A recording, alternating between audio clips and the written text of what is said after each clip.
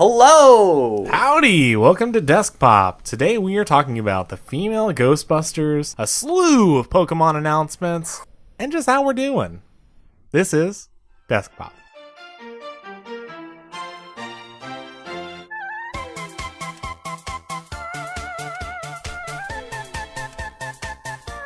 Hello there, everyone who is tuning in on this day. Hello, and thank you for your patronage as you digest our words into your brain. I really hope that you are able to take away bits and pieces of what we say and implement it into your daily life in a positive way. Today is all about positivity. Life is great. Life is worth living. And might I just say, I'm speechless, Brian. It's the start of gay pride. It's a great day to be gay. You could just feel the positivity in the air. It's radiant. The support illuminating out of this household right now Wow. could light up the night sky. So how are you doing, Andy? How are you doing? Well, first of all, this is Desk Pop. Let's just remind you. I'm just reminding everyone now. I thought this was the Rainbow Corner of Positivity Welcome to Power the Rainbow Hour. Connection. The Rainbow Connection, yeah. That has to be a podcast. Probably. Also, I was talking to Dana earlier about the Hawks for Cox organization name, and I don't think that there are any rules saying that you can't have explicit words in an organization's name. And until such a rule exists, I'm going to have to convince somebody of that community to start a Hawks for Cox. Yeah. Hawks for Cox organization. And I know what the logo is going to be. It's going to be a hawk and a chicken holding hands. That's great. I Right? love friendship. Right? Unlikely animal friendships. So good. So All wholesome. anywho, I thought I would update you on that. But other than that, I went through my first SOAR session, which is an orientation for incoming freshmen or first-time college students is what we call them. Virgins, you might say. Yes. We want to go ahead and just lower their self-esteem right off the bat. Right. That way we break them. So what's the hazing process like? So hazing is we just ask them 10 billion questions about their major. Okay. And, oh, is this your first time coming to the school? What's your major? What classes are you looking forward to? Which high school did you come from? What was your favorite class there? Do you have any funny stories about your campus? Do you know anybody else here? Do you know, buddy? Are you a nobody? Are you a nobody from the popular franchise Kingdom Hearts? So that's cool. I went through that session. It was okay. It was a lot. It was a lot.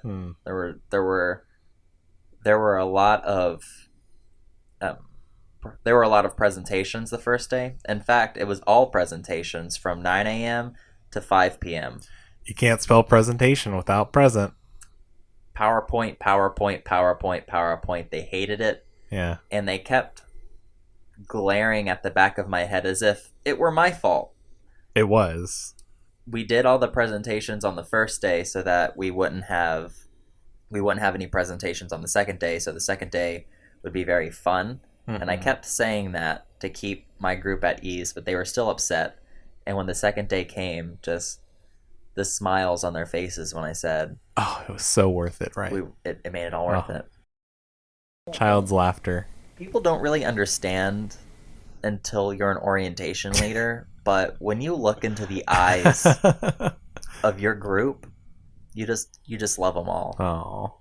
You know? Yeah. You just that's just how it works. So if there's anybody out there who are thinking about being an orientation leader but are just too scared to make the leap, just know the love comes naturally. That's so wonderful to hear. Everyone, give a round of applause for Andy. Thank you. I'm just trying to do my job, and I'm really looking forward to getting paid for it. How are you, Brian? I am excellent. I recently got back. It was my boyfriend's birthday last week. We went to... I recently got my boyfriend's birthday back. I got my boyfriend's back for his birthday. I got his back. I got your 9. So we went to an amusement park called Carowinds, which is on the border of North and South Carolina. Whoa. The tagline is "Where the Carolinas Come Together." We rode some roller coasters. He's very into roller coasters. We rode every roller coaster in the park, I believe. We went to the water park the next day, played mini golf. We went zip lining. It was a pretty good little vacation away from home after graduation. I really enjoy water parks. I'll be going to Slitterbahn for Father's Day. So, for my birthday? Yes. That's what I'm doing. Yeah, it'll be nice, but water parks are great. Yeah. Theme parks are great. Where do you stack this up compared to the other theme parks you visited?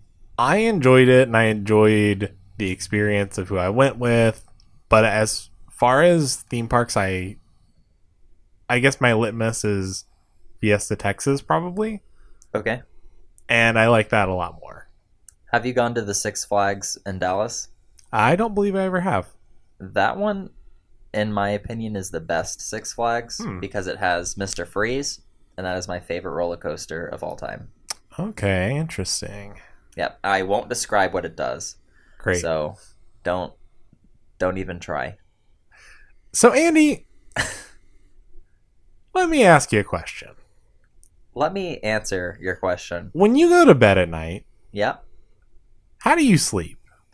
Because you will no longer have to just normally sleep. You will be able to Pokemon sleep.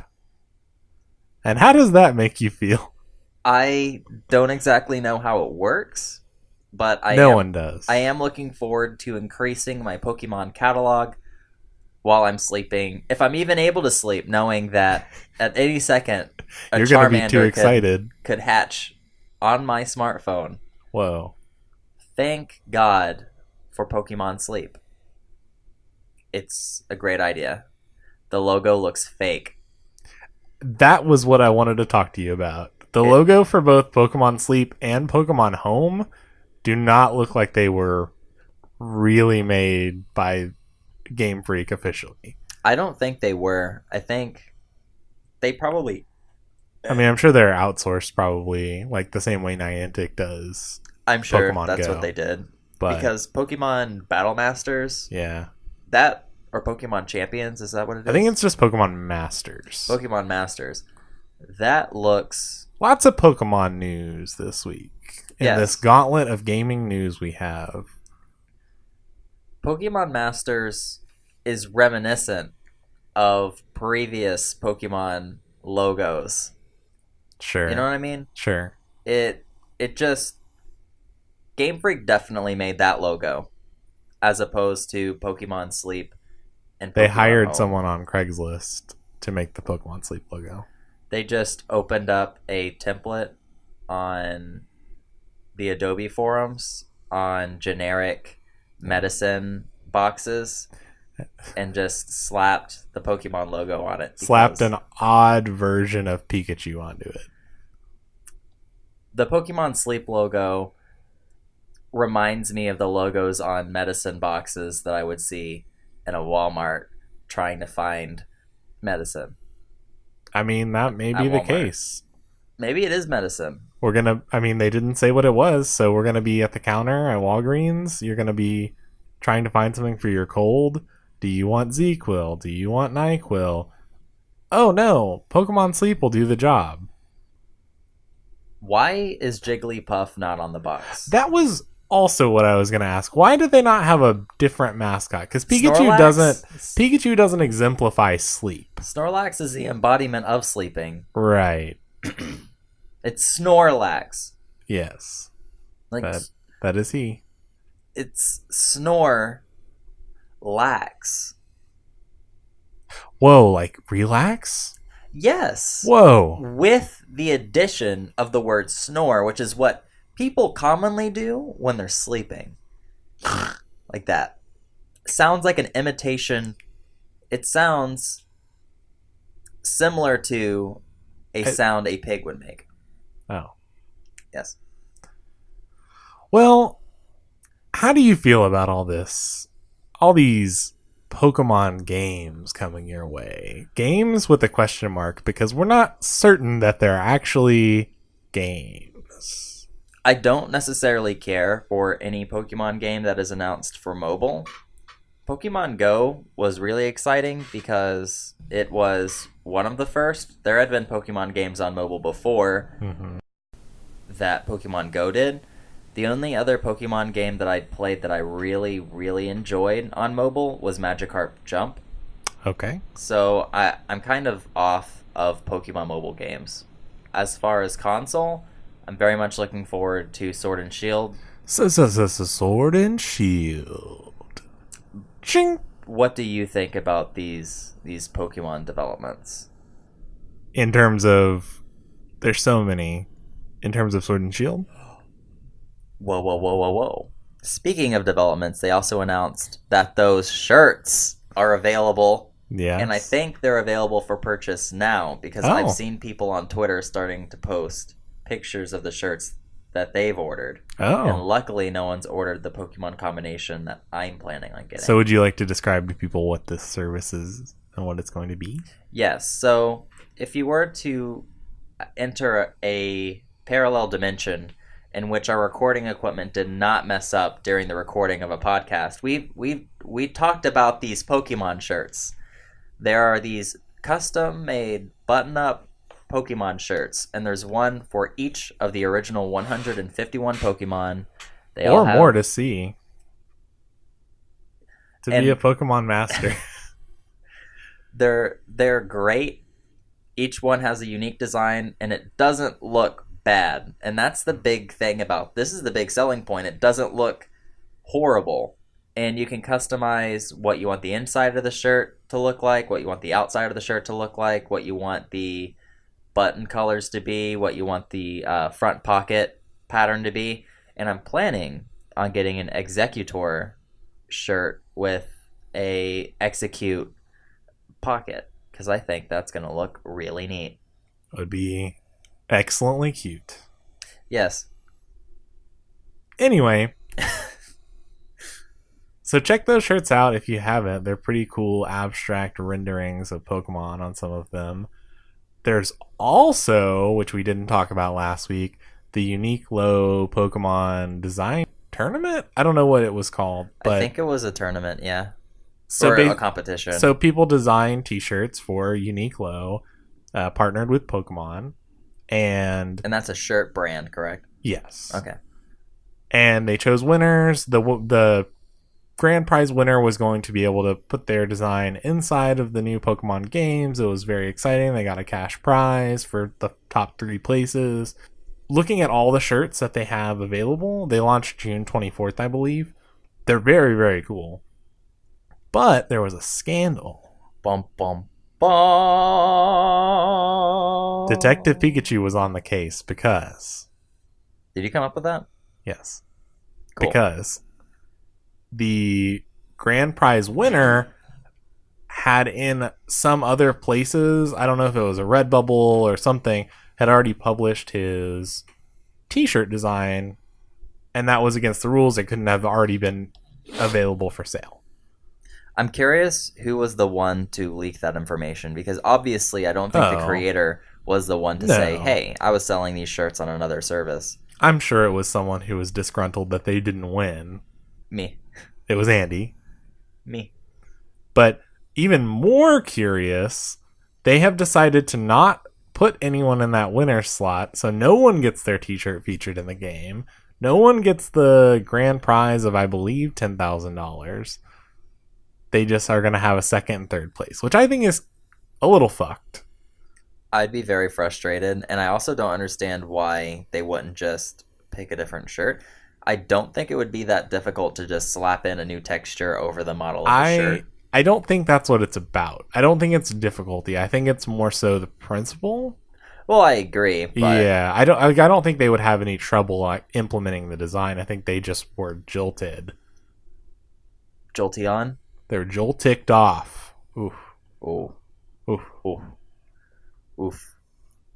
Yeah, I could imagine being upset, but not upset enough to take everyone's designs out of the game. But overall, I wouldn't have changed my trainer shirt to any of those anyways. I think I'm more of a fan of abstract Pokemon shirts that aren't blatant references to the Pokemon themselves, mainly because in the in-game lore of Pokemon, that's like me wearing a shirt with a dog on it. Sure. But not only that, but having 10,000 shirts with just dogs on them, but this is one where it's a sketch of a dog. This is the one where it's a really abstract, pixelated dog. This is one, and there are some people out there who really like dogs, but I think that there are a lot more things to make shirts of that aren't animals. Pokemon shirts in all reality is great, but when I'm playing a Pokemon game, I'm thinking in-game lore. This trainer's not going to wear that. Why would they want to wear that? Or the stylish shirts that don't have their pets on them. Yeah, I just want to see a really cool shirt design in general being a Pokemon game. Why does it have to have Pokemon on it? Well, I mean, they had really built their entire existence around these beings. I just really like a really nice tropical shirt with some executors on it. With some onions on it. Because onions are canon in the Pokemon universe due to the inclusion of Sobble's Pokédex entry. Onions are canon. Onions exist. Yeah, we've already looked it up and confirmed that Celebi is the onion fairy Pokemon. So I don't know where you got that from. It's true. Where is it from? I just have an innate knowledge of grass-type Pokemon. I don't know what to tell you. It just comes to me. It just comes to me. Yeah, that's really I'm a amazing. fairy. Celebi's a fairy. I'm an onion. Celebi's an onion. So, quick aside, you may have noticed that both of us are talking in a different speech pattern than we've been talking in the last several episodes of Desk Pop. Would you like to explain a little bit the backstory behind this? So, I have listened to myself recorded back. We both have. And I'm pretty unimpressed with how my voice sounds. Mostly because I think I'm unintelligible and I don't know how people interact with me on a daily basis or even understand anything that I'm saying. So I'm really making a concerted effort to try and push the words out of my throat and into this microphone so that people can understand me. In fact, and I do not sound like a garbled mess. Thank you. Same with me. I'm trying my best to speak very clearly and also avoid using the word like. Because I say it a lot, and it makes me sound similar to a very small child. And I'm not a child. I am an adult person in the world ready to be heard. Ready to fuck. I'm about three things. I'm about being heard. I'm about drinking Coke. And I'm about fucking. And I'm here to stay. He's about food, fighting, and fucking. I like to fuck. I like to party. I like to pretend. I like to pretend and kazoo. So, besides Pokemon news, yes, like I said, there's this entire wealth of new video game knowledge, new announcements, all extending from the presence of a conference known as E3. Yes. So, Nintendo is going to be there. Okay. They're not going to present anything. They're just going to have a presence. They're going to have a Nintendo Direct on Tuesday. They're going to make announcements, show off things that they have already talked about already. and then there are going to be playable demos of their announced games at E3. At the event. Yeah. So, besides that, they've announced a lot already. Yes. They have even more. But is there any other video game centric news that you are excited for or hopeful for or just feeling positive about and want to share your hot take on it? I am very excited to be in the age of HD remasters.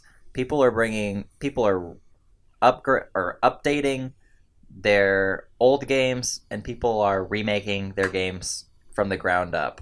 And I think people are putting a lot of focus on old platformers, which is what I'm really excited for, because it's nice to see a resurgence in that genre, especially in regard to Crash Bandicoot, Spyro. There's a lot of talk about a Banjo-Kazooie remaster.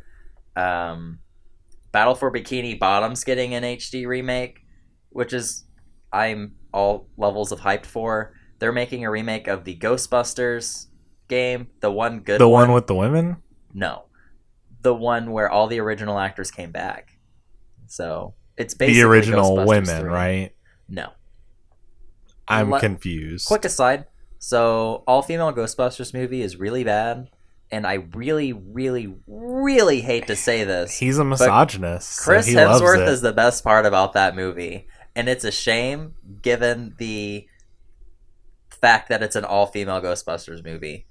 I think Kate McKinnon could have really knocked it out of the park if she had a more prominent role in that movie. And, yeah. I illegally watched a movie with Scarlett Johansson just to watch Kate McKinnon. Yeah. That was like 2 weeks ago. I've seen that movie too because of Kate McKinnon. I was Kate like, McKinnon is a gift to this world. She's wonderful. I feel like there's some unseen force that has some sort of reins on her, because whenever she really starts to get really funny, I see some invisible like force pulling her back. No, you have to be a side character, or oh, we're gonna change the shot to Scarlett Johansson again, or it is weird some that weird thing I happens. Can't think of a single thing she stars in explicitly. She's great. She's wonderful. And I don't understand, because I know there's a whole, oh, they have to be really attractive to be the main person. She's not ugly. She's attractive. She's very attractive, yeah. And she's funny, so yes. I don't understand, put her in Ghost in the Shell. I would love to see Ghost in the Shell. With Kate McKinnon. With Kate McKinnon. She recently did a Billy on the Street. Have you ever seen those? No. So Billy Eichner does Billy on the Street. Yes. I've seen that. Takes a celebrity around generally. They have a microphone. They interview people just going about their day-to-day business. Yeah. This last one with Kate McKinnon, they pretended she was Reese Witherspoon and tricked people into basically believing that they were meeting Reese Witherspoon. Oh, that's great. It was pretty funny. I enjoyed it. There was a guy who was like, oh, Reese, like, I was at a movie premiere you were at, and like, I know someone who knows you. Like, we're pretty much like, we're so close. We're like friends. And she was like, oh, yeah, thank you so much. Thank you. That's great. But she is a treasure to this world, and the all-female Ghostbusters movie was so good. It was victim of the writing and the director. I think the director was also the person who wrote it.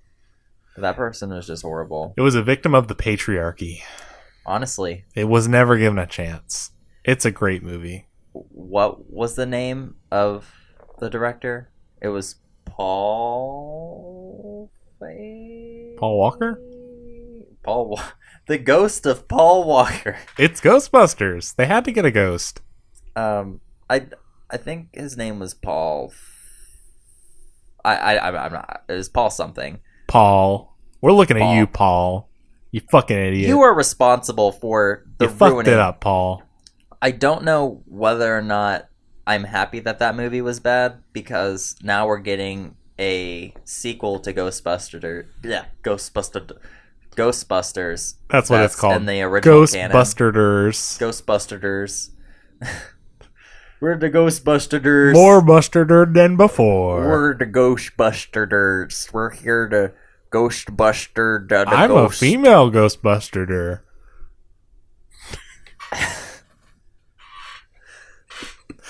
Anywho, Hello. now that we've taken that quick Ghostbusters canon detour, okay. Well, first of all, let's stay here for a little bit. There's a comic that I used to read all the time. There's a Ghostbusters comic series. Sure. There's a Ghostbusters comic in which the 4 main Ghostbusters get murdered, go to hell, and then work together with J. Edgar Hoover to fight a ghost army led by, I think, Al Capone. Whoa. They end up beating them all and then returning to their bodies. But it's really weird to think that they work together with J. Edgar Hoover. Because he invented the vacuum. Okay, and also... There's also a comic in which there's a zombie plague yeah. that I think started in the Ghostbusters universe, but it results in a crossover between Ghostbusters, Teenage Mutant Ninja Turtles, G.I. Joe, and Transformers. Zombie Transformers are the worst, man. I don't understand how Transformers play into the zombie apocalypse, but I'm sure they would be very annoyed by it. Have you ever seen the Ghostbusters Saturday morning cartoon? No. I don't know what it's even called. The Real Ghostbusters. That's what it's called. It's called The Real Ghostbusters? Yep. Okay. Why, I don't know, and I don't like it. Are you're being serious? Yep.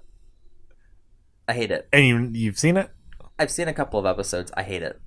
I remember seeing one of a man made of roaches, maybe? I don't. And I was confused because I thought, like, it seemed more Men in Black rather than Ghostbusters. Yeah, it's really... I gotta look this up right now at this second. I'm so sorry. You continue talking. Okay.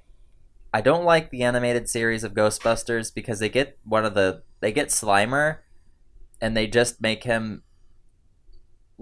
They make him a Scooby-Doo type character, where he's just the front man, and...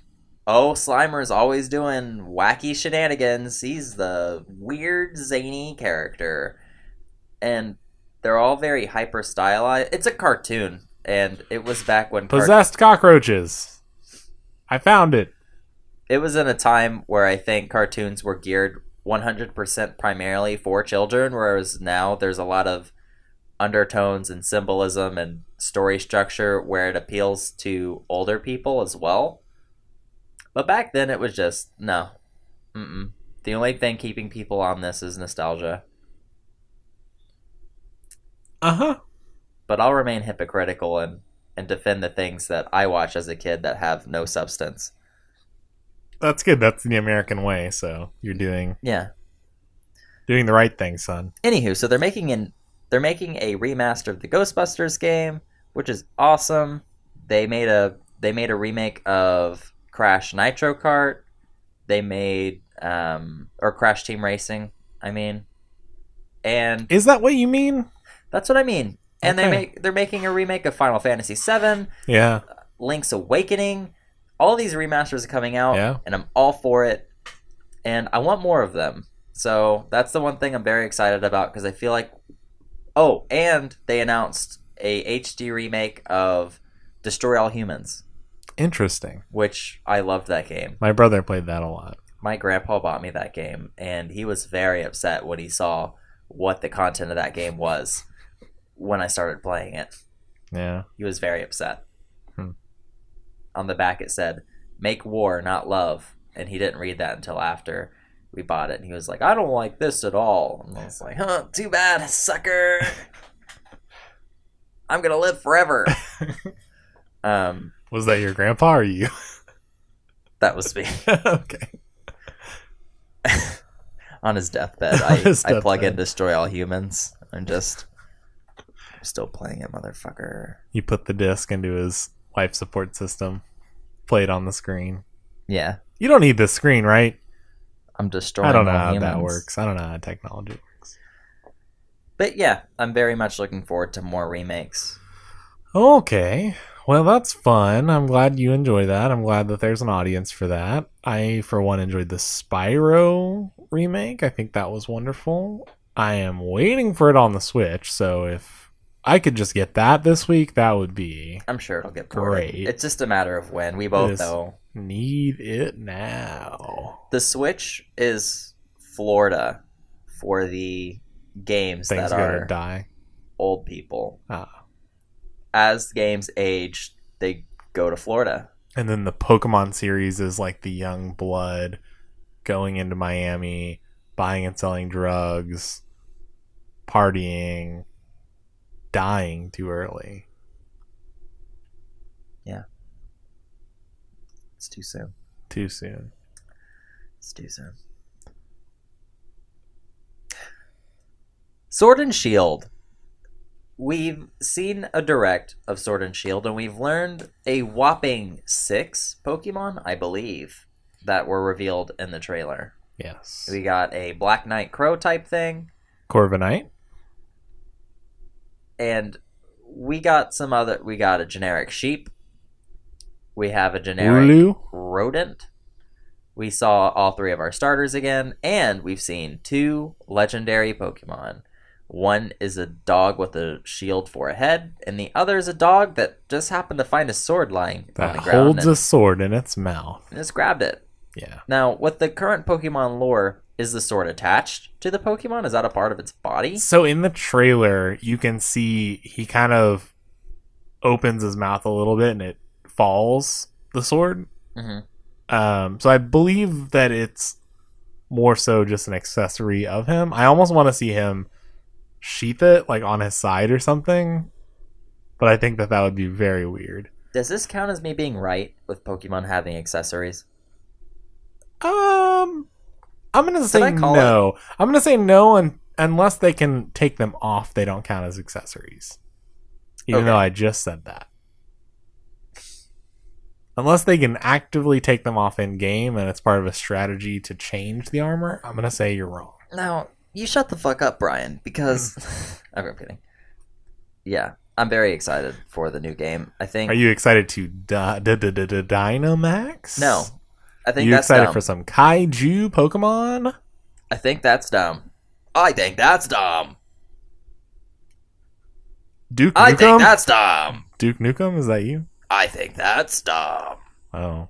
Well, let me tell you a story about how I was hoping My life we'd get turned upside more down. Mega Evolutions or Galar Region forms. Mm-hmm. I was hoping that they would continue one of those 2 gimmicks. Yes. And Me too. in line with how they typically do things, they have not continued either one of them. To our immediate knowledge at this moment. Wait, you're telling me you don't want any more Ultra Beasts? No. Okay. I want no Ultra Beasts. I want no giant balloon float-sized Pokemon. That only some can do that. And I'm also, glad only some can do that. It's such a weird... I'm glad it's contained. It's like a contained disease. All I can imagine is just being in the stadium and someone just drops a huge Pokemon out of like throws a huge whatever. I know it probably won't allow. We've only seen smaller Pokemon become Dynamaxed. Yes. Besides like a Gyarados, I think is the biggest. I think that will be a thing. I think that it'll be something about unevolved Pokemon or smaller than a certain amount. I think Gyarados that'll be is evolved and did it. I think didn't Sure. Pikachu do it as well? Raichu did. Right. But I'm thinking that there will be some sort of height limitation because I don't think they'll want. Just based on what we saw, we only saw one Pokemon, Gyarados, who was bigger. And better. Bigger is not always better. Wow. Sorry, I got a little defensive there. Okay. Well, it was a nice return to the beginning of the podcast. Am I right? So which one are you going to be picking up, Sword or Shield? I really want Or are Sword. you going to go for that double pack with that sweet steel case for the exact same price as both games? Oh, are you wanting me to play the same game 2 times? But you get a steel book. No, I'm going to get Pokemon Sword. Yes, I am not a defensive type. Whenever I play games, I'm always a tank or an archer that is very heavily aggressive. So I'm just a tank with a bow. I'm never the shield or healer type character in any game, so I see no reason to get shield. I feel like I understand what you're saying, but when you say tank, I immediately think shield. No, the tank character is the one that blindly runs in. The tank character is the one that takes all the damage for the team. Yeah, while also flailing and attacking everyone in a heavily aggressive front of the line fashion. No. Yes. It is front of the line, but they are the shield, the literal shield of the party. No. Yeah, tank is a shield. They take all the aggro, but they also deal most damage. No, tanks don't deal most. What game are you playing? You get the heck out of here. What game are you playing that the tank is dealing the most damage? I mean, maybe I'm biased, but I feel like I do most of the damage. What are you playing? Final Fantasy. Oh no, sweetie, no. Get the heck out of here.